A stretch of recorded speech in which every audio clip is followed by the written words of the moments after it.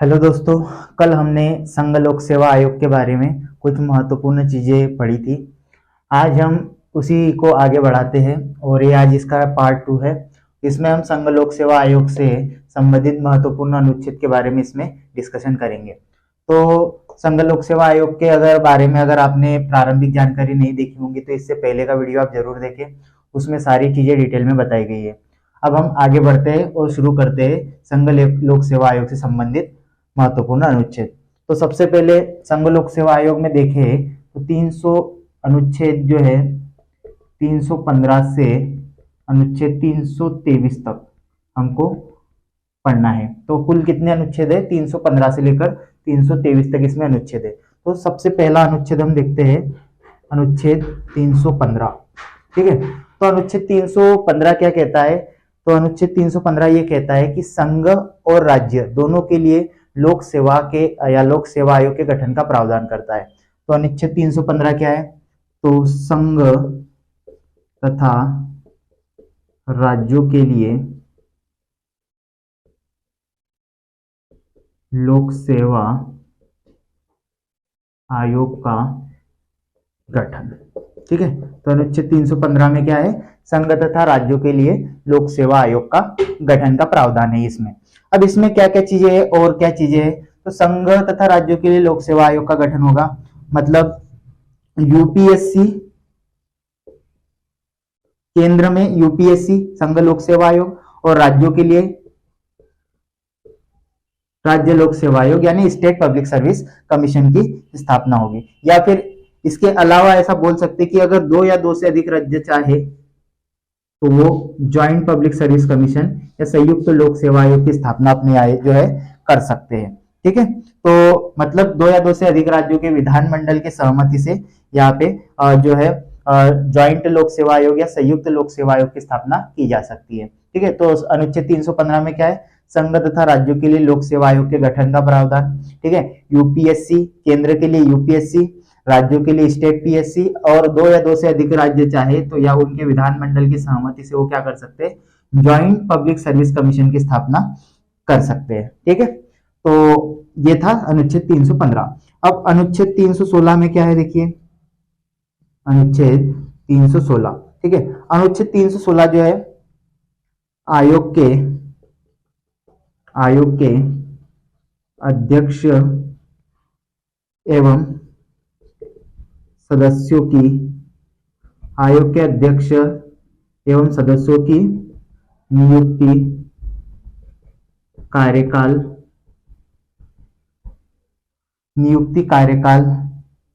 त्यागपत्र आदि का प्रावधान। ठीक है, अनुच्छेद 316 में क्या है? तो अनुच्छेद 316 में आयोग के अध्यक्ष एवं सदस्यों की नियुक्ति कौन करेगा, उनका कार्यकाल कितना होता है, उनका वो त्याग पत्र किसे सौंपते हैं, या उनको किस रीति से अपने पद से हटाया जा सकता है। ठीक है, तो अनुच्छेद 316 के अंतर्गत है आयोग के अध्यक्ष एवं सदस्यों की नियुक्ति के बारे में, आयोग के अध्यक्ष एवं सदस्यों की नियुक्ति के बारे में, उनके कार्यकाल के बारे में, और उनको पद से कैसे हटाया जा सकता है इसके बारे में इसमें प्रावधान है। तो एक एक करके देखते हैं। जैसे यूपीएससी जो है संघ लोक सेवा आयोग है, इसके अध्यक्ष एवं सदस्य, इसके अध्यक्ष एवं सदस्य की नियुक्ति कौन करता है? तो इनके अध्यक्ष एवं सदस्य की नियुक्ति करता है राष्ट्रपति। ठीक है, इनके अध्यक्ष एवं सदस्य की नियुक्ति कौन करता है? राष्ट्रपति। और ये अपना पद त्याग या ये पद त्याग या त्याग पत्र किसे देते हैं? तो ये अपना पद त्याग यानी त्याग पत्र राष्ट्रपति को ही सौंपते हैं। ठीक है, या फिर राष्ट्रपति इनको कुछ आधार पर इनको अपने पद से हटा सकता है। जैसे वो आधार जो है सभी के लिए लगभग सभी आयोगों के लिए जो आधार होते हैं, कदाचार होते हैं, वो सभी के लिए लगभग समान होते हैं। जैसे वही साबित कदाचार के आधार पर, या फिर दिवालिया घोषित होने पर, या फिर किसी प्रकार के लाभ का पद उसने लाभ का पद अगर ज्वाइन कर लिया हो किसी सदस्य ने या अध्यक्ष ने। ठीक है, इस प्रकार के कुछ कदाचार के आधार पर राष्ट्रपति क्या करता है? उनको अपने पद से जो है हटा सकता है। ठीक है, तो ये जो है अनुच्छेद 316 है। अनुच्छेद 316 में क्या है? आयोग के अध्यक्ष एवं सदस्यों की नियुक्ति जो है नियुक्ति, कार्यकाल, त्यागपत्र आदि का प्रावधान। अब इसमें अध्यक्ष और सदस्यों की नियुक्ति यूपीएससी को कौन करता है? राष्ट्रपति। पद त्याग किसे करते हैं? राष्ट्रपति को। और राष्ट्रपति इनको अपने पद से हटा सकता है तो किस आधार पे हटा सकता है? एक तो साबित कदाचार के आधार पर, दूसरा दिवालिया घोषित होने के आधार पर, और तीसरा जो है इनको हटा सकते हैं भाई किसी लाभ लाभ के पद पर ज्वाइन होने पर, या किसी लाभ का पद उन्होंने ज्वाइन कर लिया हो। ठीक है, तो इन आधारों पर इन्हें अपने पद से हटाया जा सकता है। अब इनके कार्यकाल की बात करें तो इनका कार्यकाल जो होता है, इनका जो कार्यकाल होता है, इनका जो कार्यकाल होता है वो 6 वर्ष या 65 वर्ष की आयु। ठीक है, इनका कार्यकाल कितना होता है? 6 वर्ष या 65 वर्ष की आयु। ये यूपीएससी के सदस्य अध्यक्षों की बात कर रहा हूं मैं। यूपीएससी के सदस्य अध्यक्षों का कार्यकाल कितने का होता है? 6 वर्ष या 65 वर्ष की आयु। अगर हम स्टेट पीएससी के अध्यक्ष व सदस्यों की बात करें, उनके कार्यकाल की बात करें, यूपीएससी के अध्यक्ष एवं सदस्यों का कार्यकाल 6 वर्ष या 65 वर्ष की आयु, और स्टेट पीएससी के अध्यक्ष एवं सदस्यों का कार्यकाल कितना होता है? 6 वर्ष या 62 वर्ष की आयु, जो भी हो पहले, जो भी पहले हो। ठीक है, इसके अलावा अगर हम बात करें ज्वाइंट पीएससी की या संयुक्त लोक सेवा आयोग की, तो इसके जो अध्यक्ष व सदस्यों का जो कार्यकाल होता है, इसके अध्यक्ष और सदस्य, इसका भी होता है 6 वर्ष या फिर 62 वर्ष, 6 वर्ष या 62 वर्ष।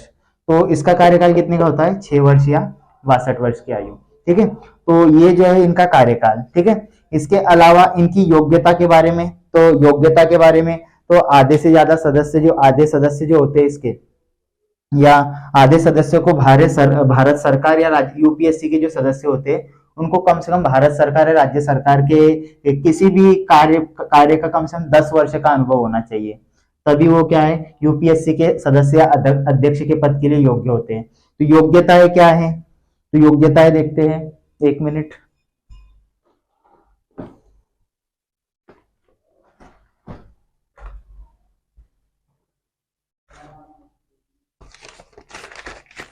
ठीक है, तो यहाँ पे हम योग्यताएं देखते हैं इनकी।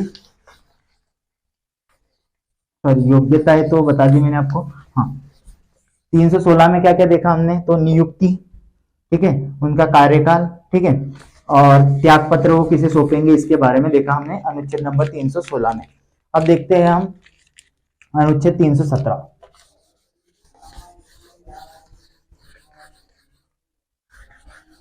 अनुच्छेद क्रमांक 317। ठीक है, तो अनुच्छेद 317 में क्या है देखिए। अनुच्छेद 317 में है अध्यक्ष व सदस्यों को हटाने की प्रक्रिया। ठीक है, तो अध्यक्ष व सदस्यों को कैसे हटाया जाता है? तो मैंने आपको अभी कुछ देर पहले बताया था, वही यूपीएससी का जो अध्यक्ष एवं सदस्य होते हैं वो राष्ट्रपति द्वारा जो है हटा जाता है। किस आधार पर? तो राष्ट्रपति कुछ आधार पर हटाता है उन्हें। कौन से आधार है वो? तो जैसे मैंने आपको बताया, साबित कदाचार हो गया, उसके बाद हो गया दिवालिया घोषित होने पर, किसी लाभ के पद पर, कोई लाभ का पद ज्वाइन करने पर। ठीक है, इस आधार पर उनको जो है हटाया जा सकता है। या फिर इनके लिए जो है जो अनुच्छेद 145 के तहत सुप्रीम कोर्ट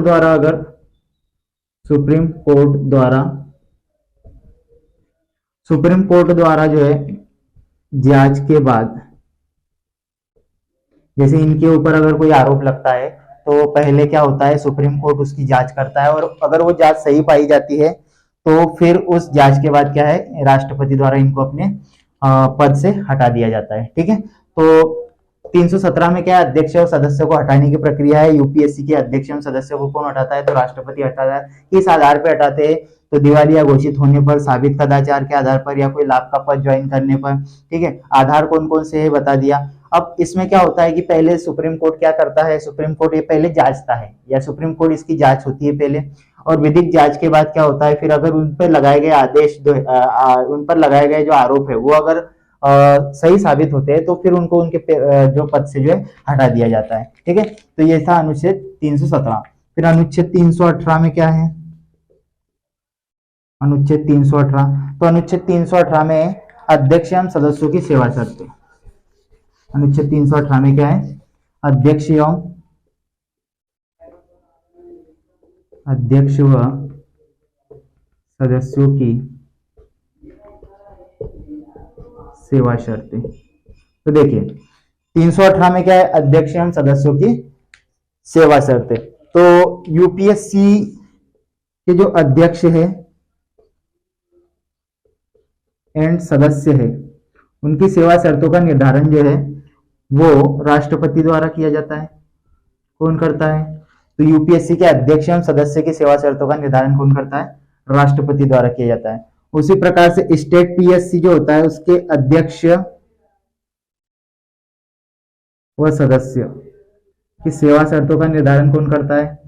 तो इनकी सेवा शर्तों का निर्धारण करता है राज्यपाल। इसके अलावा इसमें एक बात है कि भाई एक नियम है, इसके अलावा देखिए अगर संघ लोक सेवा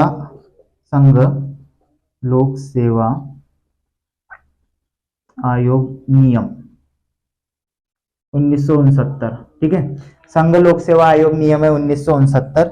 इसकी धारा जो 3 है इसमें कहा गया है कि इसमें जो सदस्य संख्या होनी चाहिए, इस नियम की धारा 3 में कहा गया है कि जो सदस्य संख्या होगी वो 10 होगी अध्यक्ष के बिना।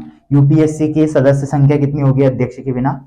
10 होगी। ये भी याद रखें क्योंकि कभी कभी ऐसे प्रश्न में पूछ लिए जाते हैं कि यूपीएससी के जो सदस्यों की संख्या अध्यक्षों को छोड़कर कितनी हो सकती है? तो ये 10 हो सकती है। और किसके अनुसार? तो संघ लोक सेवा आयोग नियम 1969 के अनुसार, उसकी धारा 3 के अनुसार सदस्य की संख्या कितनी हो सकती है? 10 हो सकती है अध्यक्ष को छोड़ के, ठीक है। तो ये 318 में क्या है? अध्यक्ष व सदस्यों की सेवा शर्तें। तो यूपीएससी के अध्यक्ष और सदस्य की सेवा शर्तों का निर्धारण कौन करेगा? राष्ट्रपति करेगा। स्टेट सर्विस पीएससी के सेवा स्टेट सर्विस यानी राज्य लोक सेवा आयोग के अध्यक्ष व सदस्यों की जो सेवा शर्तें उसका निर्धारण कौन करेगा? राज्यपाल करेगा, ठीक है। इसके अलावा अगर हम ज्वाइंट पीएससी की बात करें तो ज्वाइंट पीएससी के जो अध्यक्ष है सदस्य है उनकी सेवा शर्तों का निर्धारण भी कौन करता है? राष्ट्रपति ही करता है। आप यही बात भी याद रखें कि संयुक्त लोक सेवा आयोग के जो सेवा शर्तें हैं और उनके जो वेतन है भत्ते हैं उनका निर्धारण भी कौन करता है? ठीक है, वो राष्ट्रपति ही करता है, ठीक है। तो ये थी अनुच्छेद 318, ठीक है। अब देखते हैं अनुच्छेद 319। तो देखिए अनुच्छेद 319 में क्या प्रावधान है? तो अनुच्छेद 319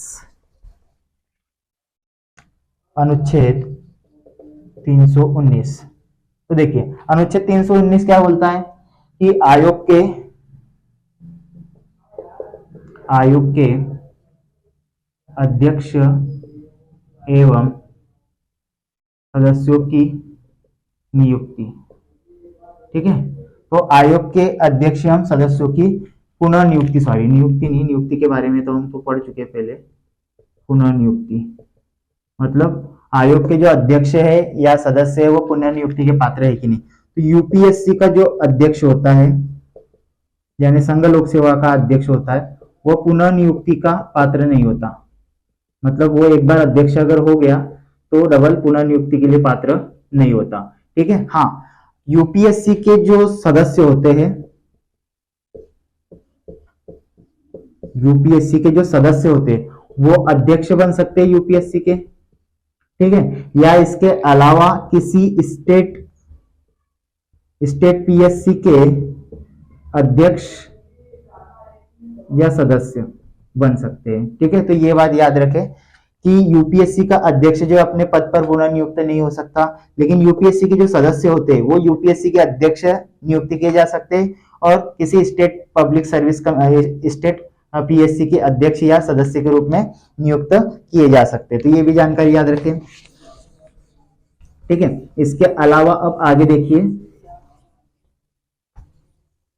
अनुच्छेद 320 में क्या है? तो अनुच्छेद 320 में आयोग के कार्य है भैया, आयोग के कार्य। अनुच्छेद 320 में क्या है?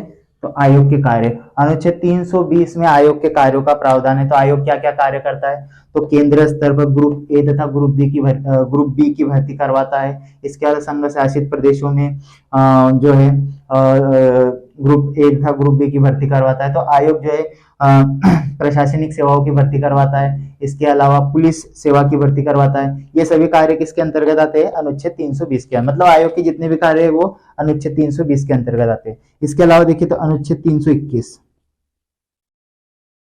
अनुच्छेद 321, तो अनुच्छेद 321 में क्या है?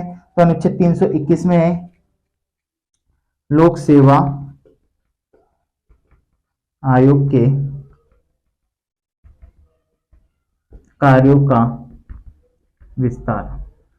लोक सेवा आयोग के कार्य का विस्तार। तो देखिए अनुच्छेद 321 में लोक सेवा आयोग के कार्य का विस्तार है। तो लोक सेवा आयोग के कार्यों का विस्तार कौन करता है? तो एक तो वही यूपीएससी के कार्यों का विस्तार कौन करेगा? यूपीएससी के कार्यों का विस्तार करेगी संसद, ठीक है। और अगर हम स्टेट पीएससी की बात करें तो इसके कार्यों का विस्तार कौन करेगा? तो विधानमंडल या राज्य विधानमंडल, ठीक है। तो ये चीज याद रखना है कि वही यूपीएससी के कार्यों का विस्तार कौन करेगा? तो संसद। और स्टेट पीएससी के कार्यों का विस्तार कौन करेगा? विधानमंडल करेगा, ठीक है। तो ये अनुच्छेद 321 है। अब अनुच्छेद जो है आगे 322 है। 322 में क्या है? तो अनुच्छेद 322 में लोक सेवा आयोग के जो व्यय एवं खर्चे हैं उनके बारे में है। और 323 फिर आगे लास्ट वाला जो है उसमें लोक सेवा आयोग का प्रतिवेदन के बारे में है, ठीक है। तो देखिए, देख लेते हैं उनको भी। देखिए अनुच्छेद 322, तो अनुच्छेद 322 में क्या है? लोक सेवा आयोग के लोक सेवा आयोग के व्यय एवं खर्चे, ठीक है। तो अनुच्छेद 322 में लोक सेवा आयोग के व्यय एवं खर्चे का प्रावधान है। तो इसमें अगर हम देखें तो यूपीएससी के जो व्यय होते हैं वो किस पर भारित होते हैं? तो भारत की संचित निधि पर। यूपीएससी के जो भी खर्चे होते हैं व्यय होते हैं वो किस पर भारित होते हैं? भारत की संचित निधि पर। और स्टेट पीएससी की बात करें हम, राज्य लोक सेवा आयोग की बात करें, तो इसके जो खर्चे होते हैं राज्य की संचित निधि पर, राज्य की संचित निधि पर, ठीक है। तो यूपीएससी के जो खर्चे होते हैं भारत की संचित निधि पर, राज्य की, और स्टेट पीएससी के जो खर्चे होते हैं राज्य की संचित निधि पर भारित होते हैं, ठीक है। आगे देखेंगे अनुच्छेद 323। अनुच्छेद 323 में क्या प्रावधान है? तो अनुच्छेद 323 में लोक सेवा आयोग का प्रतिवेदन, ठीक है। आयोग 323 में क्या है? लोक सेवा आयोग का प्रतिवेदन। तो लोक सेवा आयोग के जो अध्यक्ष होते हैं या लोक सेवा आयोग के जो अध्यक्ष होते हैं या यूपीएससी के जो अध्यक्ष होते हैं वो अपना प्रतिवेदन जो है किसको सौंपते हैं? राष्ट्रपति को।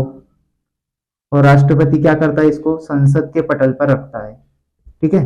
यूपीएससी के जो अध्यक्ष होते हैं वो अपना प्रतिवेदन जो है प्रतिवर्ष किसको सौंपते हैं? राष्ट्रपति। और राष्ट्रपति उस प्रतिवेदन को किसके समक्ष रखता है?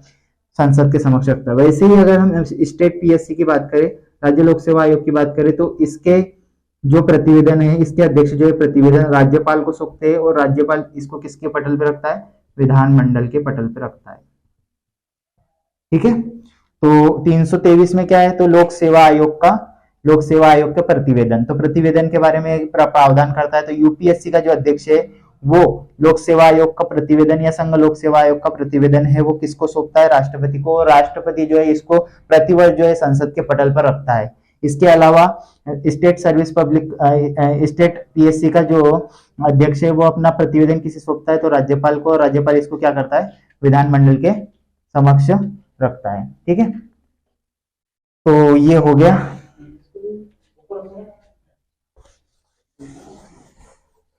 ठीक है। तो ये थे भैया 323 तक अनुच्छेद।